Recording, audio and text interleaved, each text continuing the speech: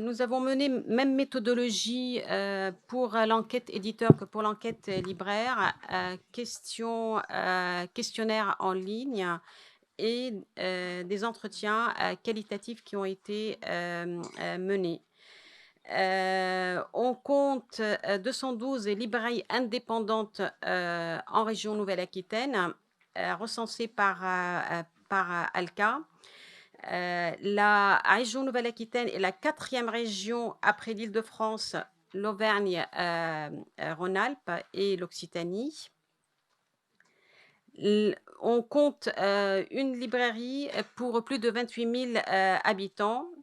La Creuse est le département qui compte le moins de librairies, mais c'est le département qui compte le plus de librairies par habitant. Parce qu'une librairie pour plus de 16 000 habitants.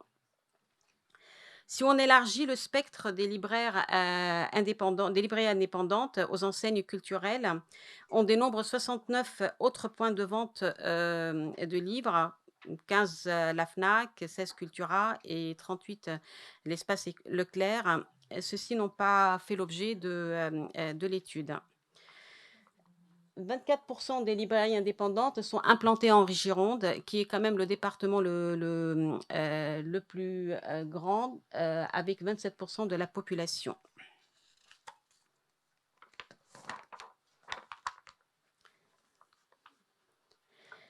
Alors, le parc de librairies a tendance à se renouveler assez fréquemment, contrairement à celui des libraires. L'âge moyen des librairies indépendantes en Nouvelle-Aquitaine est de 19 ans. On a 20% des librairies qui ont plus de 30 ans et 47% des librairies ont été créées durant les 10 dernières années. Et on voit que depuis 2022, il y a quand même une accélération dans la création de librairies, 25 créations en 2022 contre 10 en 2021, avec 7 reprises et une fermeture. Ce périmètre, il a été fait sur 212 librairies. En termes d'effectifs et ETP, la majorité des libraires sont des sociétés de droit privé. Le statut SASU, qui limite les risques d'entrepreneurs, et le statut individuel qui est quand même reste privilégié. On note cependant qu'un recours de plus en plus fréquent aux coopératives qui permettent une protection des gérants puisqu'il est considéré salarié et qui permettent de sauver des entreprises en difficulté. Le nombre d'ETP, on compte 3 ETP qui est l'effectif moyen d'une librairie. La majorité des effectifs sont des CDI. On fait très peu de recours au stage et de l'alternance. 84% des librairies comptent entre 1 et 4 ETP. Et 47% des dirigeants affirment toucher un salaire ou des dividendes inférieurs au SMIC.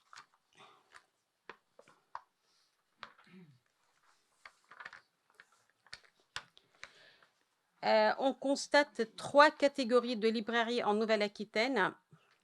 Les librairies spécialisées le sont principalement en BD et manga qui représentent 43%. La majorité sont des librairies généralistes, 75%, qui sont de taille significative et implantées majoritairement au cœur de l'agglomération. Néanmoins, on a aussi des librairies et des espaces culturels qui sont parmi des généralistes, considérés des tiers-lieux parce qu'ils jouent un rôle social au sein de la commune, comme des librairies cafés, des librairies de jeux ou bien des librairies itinérantes. 129 librairies adhèrent à l'association LINA. Presque 60% des librairies de la région, ça représente 60% des librairies de la région, et 33% des librairies sont labellisées, avec 22% des librairies qui ont le label LIRE ou le label LR. Hem et d'autres labels sont aussi, d'autres groupements sont aussi présentes comme le GLBD, Alcy, Alcy Sorcière, Initial et Ensemble.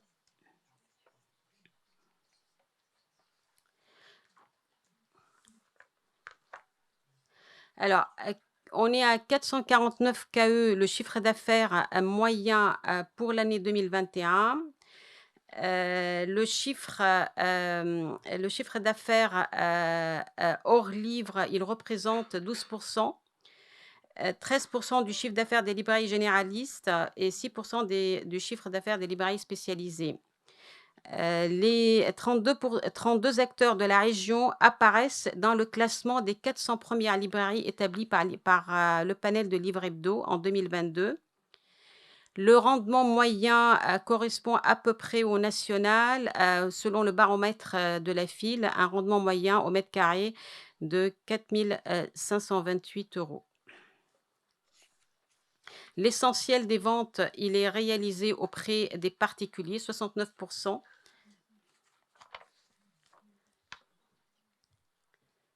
Voilà. Ces chiffres, ils sont issus d'un périmètre de 32 répondants sur l'ensemble des librairies qui sont présentes, en région Nouvelle-Aquitaine. Je te laisse la parole pour, commenter ces chiffres. Alors ça se fait pas, mais je vais revenir en arrière parce que votre question là, m'a perturbé sur nos chiffres, juste pour avoir bien en tête les choses.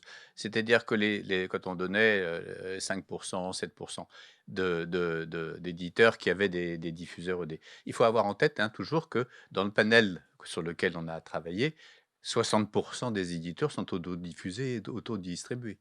Donc, on ne parle que de ceux qui ont des gros, des moyens et des petits diffuseurs-distributeurs. Et là, on en retrouvera notre compte. Deuxième point aussi rapide que je voudrais citer, dont j'ai pas parlé, il y en a pour une seconde quand même, c'est vous remarquerez qu'on a très peu parlé du livre électronique.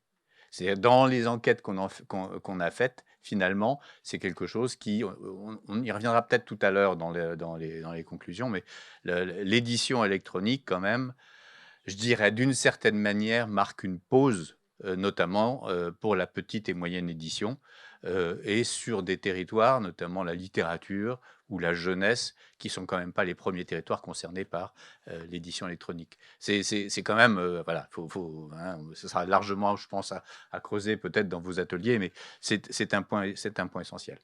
Alors, sur la librairie, on va dire quoi de neuf? Probablement par rapport aux précédentes études, ce qui ressort le plus, c'est l'ancrage territorial fort des librairies, quelles qu'elles soient, petites, moyennes ou grandes, sur leur territoire. Et on ne peut pas aujourd'hui, et les libraires le savent bien, on ne peut pas vivre si on n'a pas tissé tout un réseau de relations avec les écoles, avec le milieu carcéral, avec les bibliothèques, voilà. Et que l'on n'a pas non plus orienté la librairie vers autre chose que la vente et le conseil. Ça peut aller plus loin. Et dans tout, mais vraiment ça se voit absolument partout, hein, pas que beaucoup dans la région Nouvelle-Aquitaine, parce que je ne veux pas dire que vous êtes 2 pas devant, mais quand même, c'est quand même là qu'il y a le plus on va dire, d'innovation, de pratiques, de nouvelles pratiques. Voilà, c'est assez riche et dense. Mais vraiment, la librairie, le mot est un peu galvaudé, mais le tiers-lieu, ça veut vraiment dire quelque chose aujourd'hui. Et c'est une forte attente des communes. Des petites et moyennes communes, quand vous proposez un projet qui va au-delà de la vente de livres, je dirais, ça fait partie du maillage du territoire. Et c'est tout à fait recherché. D'autant plus, je reviens sur les histoires de pandémie, ça revient où des gens ont migré des grandes capitales ou des grandes métropoles régionales vers des territoires plus répartis. Bah, ils ont une forte demande de tissus culturels denses. La librairie en fait complètement partie. Alors là encore, hein, c'est pas 2 minutes, ça se fera sur plusieurs années, mais je pense que réellement la pente est prise, enfin les réflexes sont pris. Alors, toujours la même chose, la librairie est fragile, sur des points très classiques et d'autant plus liés aux migrations dont je venais de parler, avec des loyers élevés qui poussent parfois à ne pas pouvoir tenir dans les cœurs de ville. Et mais ça, c'est pas nouveau. C'est surmobilisateur en termes à tout point de vue, c'est-à-dire en termes de sélectivité, donc ça, c'est la partie la plus qualitative, en termes de choix et de vente, mais aussi en termes de colis, de cartons, de retours. Mais la pente est prise puisque j'allais dire grâce à la pandémie, le taux de retour a baissé, c'est-à-dire que les gens ont moins acheté, ont fait plus attention à leurs achats et que les distributeurs se sont adaptés pour avoir des systèmes de distribution, de distribution pardon, plus rapides qui font que, je dirais, dans les 24-48 heures aujourd'hui, on est sûr de pouvoir avoir le bouquin qu'on a commandé dans une librairie. Pardon. Il peut y avoir des bugs, j'en ai connu, non, mais globalement, en tendance, on va dire. En tendance, si vous voulez, le taux de service des diffuseurs-distributeurs. Alors, vous me poussez un peu, mais parce qu'on peut aussi prendre le problème dans l'autre sens.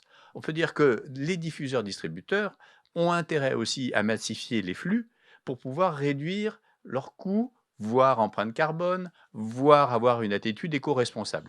Donc on est pris entre les deux.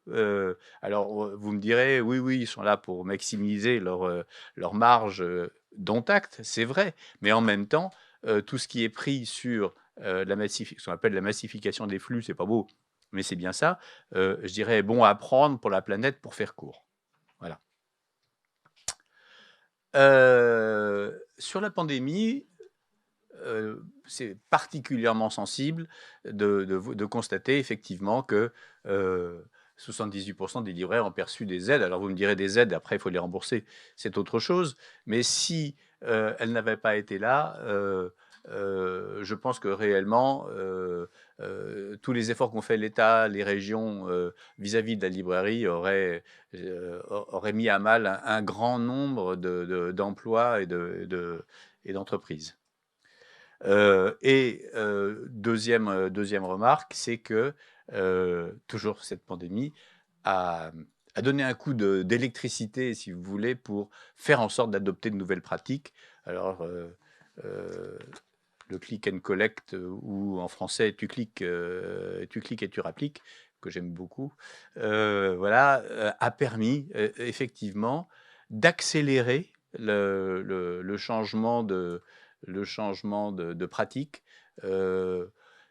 parce qu'au-delà du livre et au-delà de la pandémie, on sait tous, dans nos consommations, dans nos pratiques de consommation quotidienne, qu'on a changé. Qui n'a pas passé des commandes le soir sur un site ou sur un autre? Voilà. Et donc, pourquoi pas pour le livre, à condition que ça bénéficie bien aux libraires.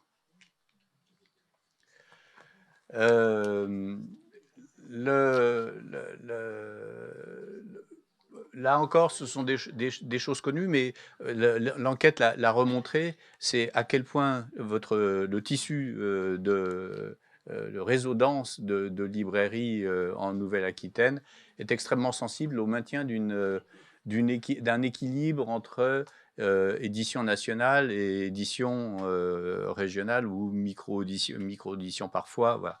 C'est-à-dire que le souci de faire vivre, le libraire a toujours et maintient sa position de soutien à la petite édition. La petite édition restera de toute façon limitée en poids, hein, on le sait, et c'est pas grave, c'est de la création. On n'est pas là forcément pour faire des wagons, donc c'est très bien. Souvenons-nous, regardez, c'était c'est Finitude, non? C'était avec Mr. Bojangles. Bon, c'était s'ils n'avaient pas été là. Bon, après, bah, la vie est telle que l'auteur est happé par une plus grosse maison. Et très souvent, on a constaté que les petites maisons d'édition et les libraires qui les soutiennent sont les labos de préparation des auteurs de demain. Donc voilà, la chaîne tourne comme ça, c'est très bien aussi. Le taux de retour a baissé sur ces 2-3 dernières années. Si le taux de retour baisse, c'est effectivement peut-être la prise de conscience des diffuseurs-distributeurs ou des éditeurs diffusés distribués, mais je pense que c'est surtout le meilleur choix fait par les libraires d'achat pour essayer d'améliorer la gestion et la rentabilité des boutiques.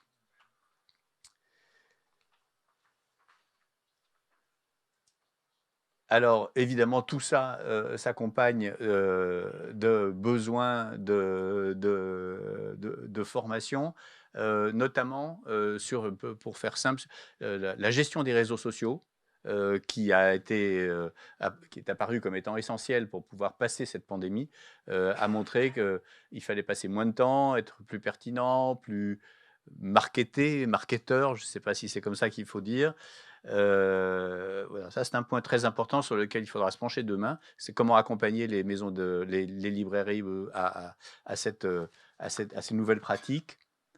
De même qu'on a posé la question tout à l'heure de savoir si on pouvait rémunérer les auteurs, on peut poser la question, et les libraires ont posé la question de savoir comment aider la librairie dans ces autres métiers qui sont très souvent du bénévolat et qui, même si parfois on vend des livres, mais enfin quand même c'est beaucoup de temps, beaucoup de travail. Donc voir si on peut faire des choses. Et alors après, toute la zone de la commande publique favorisant le local, on va dire. Oui, oui, mais on sait que alors là, pour le coup, on est tellement coincé avec toutes les réglementations nationales, voire européennes, que c'est pas facile. Ceci étant, peut-être qu'effectivement, il y a quelques gestes à faire et à regarder de près pour aider la librairie à fournir notamment les écoles de leur propre zone, peut-être en trouvant des critères qui permettraient d'améliorer ce service, parce que c'est un vrai service. Et dernier point, c'est effectivement, que ce soit d'ailleurs les éditeurs, mais surtout mais beaucoup les libraires, vous êtes des gros consommateurs de stagiaires et d'alternants, c'est très bien. Donc il faut que ce circuit soit garanti. Pardon?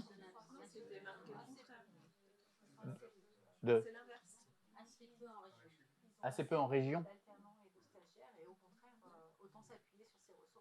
Ah, moi, je pensais oui, je pense qu'il y en avait plus. Bon, donc vous savez ce qu'il reste à faire pour pouvoir développer effectivement ce circuit qui apparemment est riche, effectivement, et s'est beaucoup développé ces dernières années en nombre de demandes. Il reste 1 minute 30. Je m'arrête là pour l'instant. La dernière. Ah, pardon. Alors, bizarrement, j'ai pensé qu'effectivement des gens seraient étonnés. C'est que c'est réellement le retour de l'enquête. Donc, c'est tel que c'est apparu. 52% des éditeurs se disent plutôt, des éditeurs se disent plutôt optimistes ou très optimistes. Ça, c'est l'état d'esprit général. La projection dans le futur, évidemment, et je pense que ça sera pour un bon moment encore, malheureusement, comme ça, c'est-à-dire qu'on ne voit pas très bien comment on va développer sa maison, parce que l'horizon semble peu clair. Finalement, on va se concentrer sur ces collections, la création de nouvelles collections, actions de communication, ça on l'a dit tout à l'heure, et le développement de la vente de droits, de numérisation du catalogue. Alors, vente de droits, c'est très important. C'est extrêmement difficile pour les petites maisons d'édition parce que c'est très technique.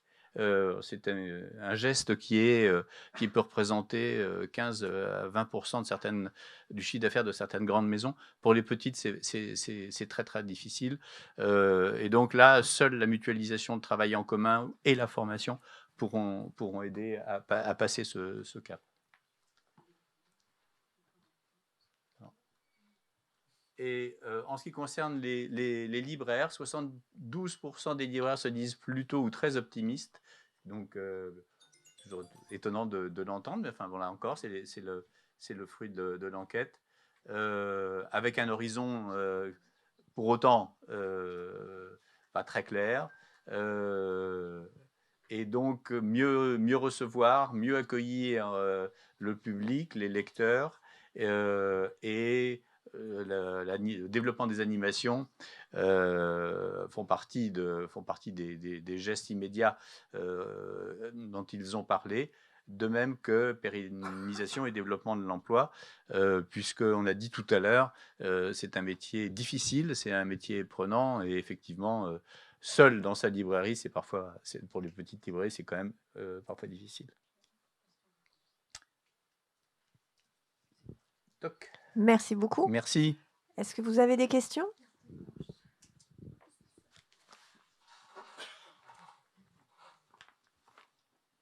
Ou des commentaires? J'en sais rien. Mais sinon, vous pourrez poser toutes vos questions et dire vos remarques pendant l'atelier spécifique à l'économie du livre. Alors, je vais en profiter. J'avais une information que je voulais vous donner qui était, on vous a présenté tout à l'heure, on vous a dit, en Nouvelle-Aquitaine, il y a une maison d'édition pour 24 000 habitants. Vous en avez fait donc ce calcul. Et je voulais on a refait le calcul pour voir par rapport aux autres régions. Donc, une maison d'édition pour 24 000 en Nouvelle-Aquitaine, c'est une maison pour 15 000 en Occitanie. Et donc, vous êtes en deuxième rang, et tous les autres sont derrière, c'est-à-dire toutes les autres régions, c'est 37 000 habitants, 35 000, Grand Est 61 000, 107 000 en Hauts-de-France. Donc, alors ça veut dire quoi? Ça veut dire qu'effectivement, le territoire est attractif, et on l'a vu dans les commentaires tout à l'heure, effectivement, il y a des maisons d'édition qui sont agréablement implantées dans la région Nouvelle-Aquitaine. En ce qui concerne les libraires, alors, les libraires, on a dit tout à l'heure, un libraire pour 28 000 habitants. Il y a en numéro 1, un libraire pour 18 000 habitants dans ma chère Bretagne. Et paf. Pourquoi? Il y a plus de petites villes par rapport... il y a moins de grandes métropoles. Et donc, le tissu est plus réparti, c'est probablement la raison. En 2, il y a l'Occitanie, 23 000. En 3, la Normandie, 24 000 habitants, et la Nouvelle-Aquitaine, 28 000. Bon, c'est un mouchoir de poche. Voilà. Donc là encore, alors c'est assez resserré en ce qui concerne le maillage du territoire au niveau des librairies. Le plus mal loti, enfin pas le plus mal loti, la seule région qui se détache, c'est les Hauts-de-France, où il y a un libraire pour 66 000. Vous voyez, et vous êtes à 28 000 habitants, 66 000 habitants. Bon, il y a plein de raisons économiques, structurelles qui expliquent ça, mais c'est toujours intéressant d'avoir cette échelle de comparaison. Voilà, merci à vous. Merci beaucoup.